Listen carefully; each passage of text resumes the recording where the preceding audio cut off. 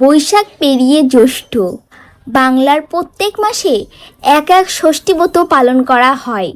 জ্যৈষ্ঠী মাসের মাঝে মাঝে সময় যখন আম কাঁঠালের পাকা গন্ধে চারিদিকে সুবাসিত, তখনই বাংলার ঘরে ঘরে পালিত হয় জামাই ষষ্ঠী ব্রত।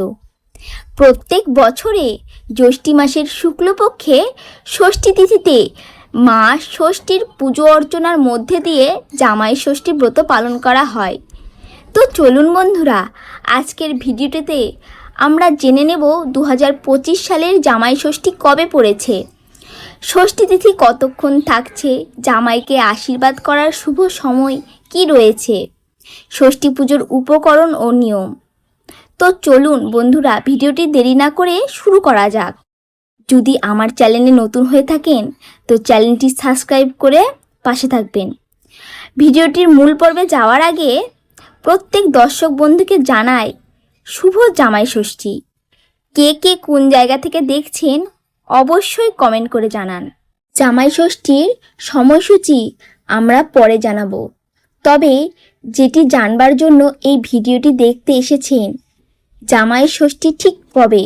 1 জুন 2025, 17ই জ্যৈষ্ঠ রবিবার। এই বছরের প্রত্যেক জামাই ষষ্ঠী করতে যেতে পারবে। তো এবার চলুন জেনে নেওয়া যাক যে ষষ্ঠী তিথি কখন লাগছে আর কতক্ষণ থাকছে। ষষ্ঠী তিথি শুরু হচ্ছে 30শে মে 2025, 16ই জ্যৈষ্ঠ শনিবার রাত্রি 12টা 34 মিনিট থেকে, আর সমাপ্ত হচ্ছে 1 জুন 2025, 17ই জ্যৈষ্ঠ রবিবার রাত 12টা 8 মিনিটে। অর্থাৎ এই পরিস্থিতিতে উদয়া তিথি অনুযায়ী 1 জুন 2025 মানে 17ই জ্যৈষ্ঠ রবিবার জামাই ষষ্ঠী পালিত হবে ধুমধাম করে বাংলার ঘরে ঘরে। এবার আমরা জেনে নেব জামাইকে আশীর্বাদ করার শুভ সময় কখন। 1 জুন 2025, 17ই জ্যৈষ্ঠ রবিবার সকাল 7টা 18 মিনিট থেকে শুরু হচ্ছে সকাল 11টা 30 মিনিট পর্যন্ত, আবার দুপুরে 1টা 50 মিনিট থেকে বিকেল 5টা 35 মিনিটের মধ্যেই।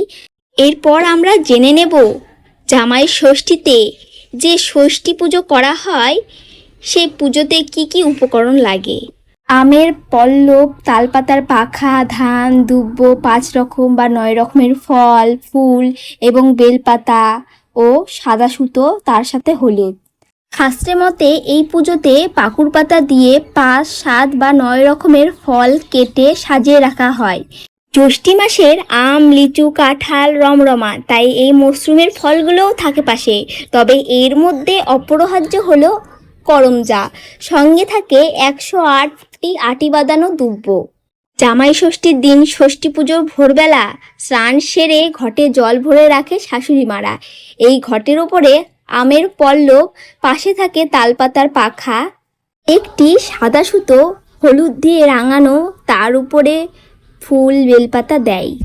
গিট বেঁধে তৈরি করা হয় ষষ্ঠীর ডোর। এবার দেবী ষষ্ঠীকে পুজোর পালা। সকালে কাটা ফলের ডালি সঙ্গে ফুল বেলপাতা দিয়ে দেবী ষষ্ঠীর স্থানে, অর্থাৎ যেখানে মা ষষ্ঠী রয়েছে সেখানে পুজো দিয়ে এসে শাশুড়ি মারা এবার জামাই এলে কপালে দইয়ের ফোঁটা দেওয়া হয়, কেউ বা চন্দনের ফোঁটাও দিয়ে থাকে। ওই দুব্বার আটি ঘটের জল ভিজিয়ে তালপাতার পাখা দিয়ে হাওয়া করা হয় জামাইদেরকে, এতে তার যেসব সন্তানও বাদ যায় না। এবার জামাইয়ের হাতে ষষ্ঠীর ডোর বেঁধে তালপাতার পাখা দিয়ে হাওয়া করে 60 60 বলতে হয়। ধান ও দুব্ব দিয়ে আশীর্বাদ করে জামাইকে উপহার দেন। তারপরে ফল মিষ্টি খেতে দেন শাশুড়ি মারা, সঙ্গে থাকে বিরাট খানাপিনার আয়োজন।